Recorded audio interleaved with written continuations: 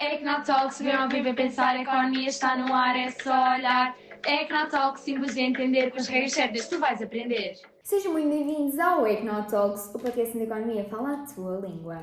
Hoje vamos perceber o papel do Estado na economia, porque já pensaste porque é que pagas impostos? Ou porque é que há hospitais públicos, escolas públicas, ou subsídios de desemprego? Porque é que o Estado às vezes intervém mais e outras vezes menos? Nesta unidade 11 do manual 11º ano, vamos explorar este tópico. Vamos explorar o setor público, privatizações e nacionalizações, objetivos de intervenção pública, instrumentos que o Estado utiliza e como é que no fundo funcionam políticas económicas, sociais e o orçamento do Estado. No fundo, como é que o Estado influencia a tua vida económica todos os dias, mesmo quando não dás por isso? Vamos começar com aquilo que é o setor público em Portugal. O setor público é o conjunto de organismos controlados pelo Estado. Representa a parte da economia que não pertence ao setor privado, incluindo a administração central, local, a segurança social, empresas públicas e serviços públicos essenciais, como hospitais, escolas, transportes públicos. Muita coisa, no fundo. E, no fundo, a estrutura deste setor público divide-se em três partes principais. A administração pública, como ministérios, câmaras municipais, juntas, etc. Instituições da segurança social, como pensões, subsídios de proteção social. Empresas públicas, onde o Estado tem a maior parte da gestão dessas empresas. E depois empresas participadas, em que o Estado simplesmente participa, mas não tem a maioria do controle da empresa. O critério é simples. Sempre que é o Estado que decide, financia ou controla, estamos perante o setor público. E agora vamos ver a diferença entre nacionalização e privatização. Nacionalizar é quando o Estado passa a controlar uma empresa que antes era privada. Porém, privatizar é exatamente o contrário, é entregar ao setor privado empresas que antes eram públicas. Normalmente, nacionaliza-se para proteger setores estratégicos ou empresas essenciais. Privatiza-se para reduzir despesas do Estado, ganhar eficiência ou até atrair investimento. E agora vamos ver a diferença entre um Estado liberal e um Estado intervencionista. Um Estado liberal é típico do capitalismo clássico, acredita no mínimo da intervenção. A lógica é, o mercado regula-se sozinho através da lei da oferta e da procura. Já o Estado intervencionista defende que o mercado falha e, quando isso acontece, o Estado deve corrigir desigualdades, estabilizar preços, promover emprego e garantir serviços essenciais. Hoje, a maioria dos países vive numa economia mista, com liberdade económica, mas também intervenção por parte do Estado. Vamos ver agora as finalidades da intervenção do Estado: eficiência, estabilidade e equidade. Começando, então, pela eficiência, que é uma das grandes razões pelo qual o Estado intervém. É feita para corrigir falhas no mercado, garantir bens públicos como defesa, justiça, combater monopólios e regular externalidades, como poluição ou ruído. Temos também a estabilidade, que é então para evitar grandes crises e desemprego, no fundo serve para controlar a inflação e assegurar um crescimento estável. E por fim, a equidade, a garantir a distribuição justa do rendimento, promover apoios sociais e dar igualdade de oportunidades. Portanto, a eficiência leva ao bom funcionamento da economia e a estabilidade leva a evitar crises e, por sua vez, a equidade leva à justiça social. Falando dos instrumentos de intervenção do Estado. O Estado não intervém na economia ao acaso, de todo. Para atuar de forma eficaz, utiliza instrumentos bem definidos que permitem atingir os objetivos que referimos anteriormente. Agora, vamos-vos apresentar quais é que são. Temos o planeamento económico, políticas económicas e sociais e o orçamento do Estado, aquilo que ouvimos falar imenso.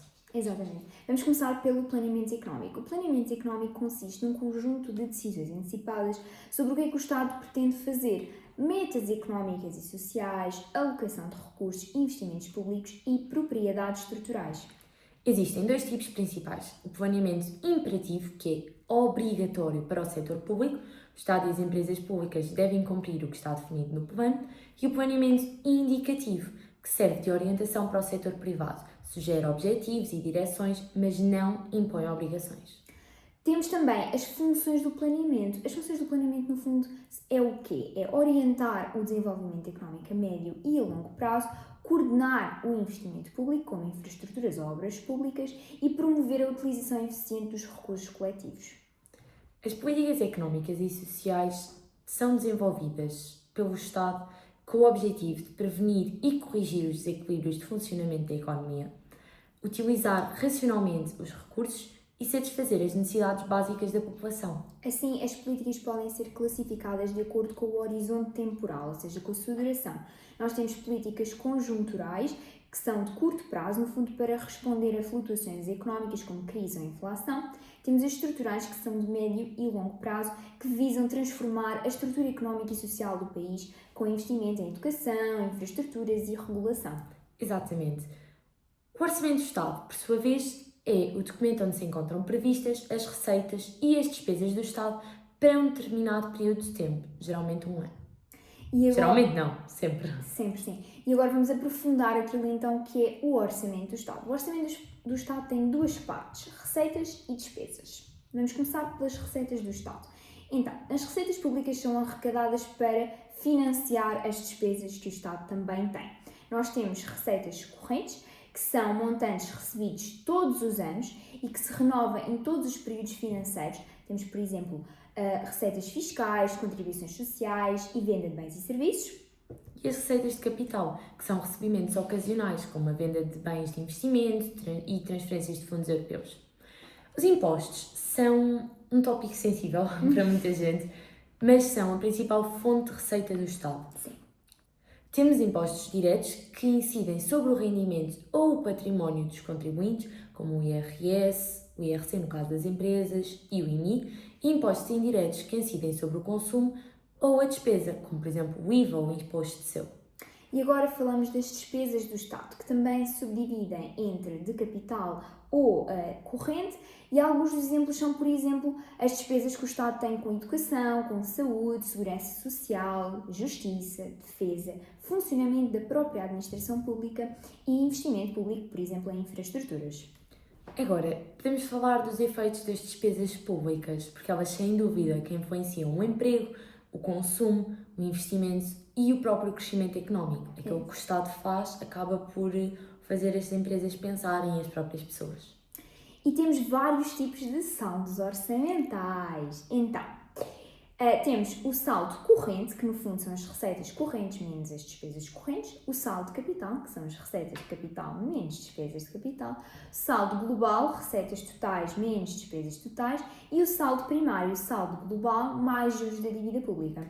Se estes saldos forem positivos, estamos perante um superávit. Se for zero, é um equilíbrio. Se for negativo, é um déficit. Agora, ouçam bem, escrevam sempre superávit ou déficit, porque raramente é equilíbrio.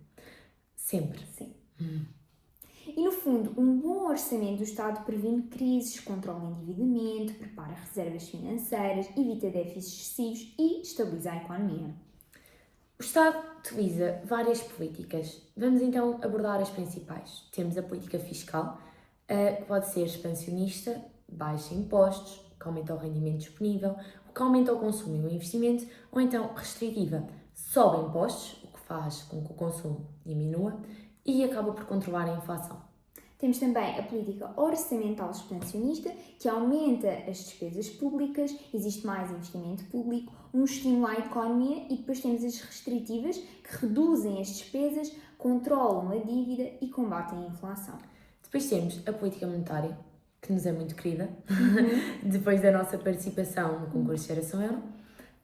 Em Portugal, ela é feita pelo BCE, pelo Banco Central Europeu, e pode ser a expansionista, que quando se baixa a taxa de juros, o crédito torna-se mais barato, o que faz com que haja um aumento do investimento e do consumo.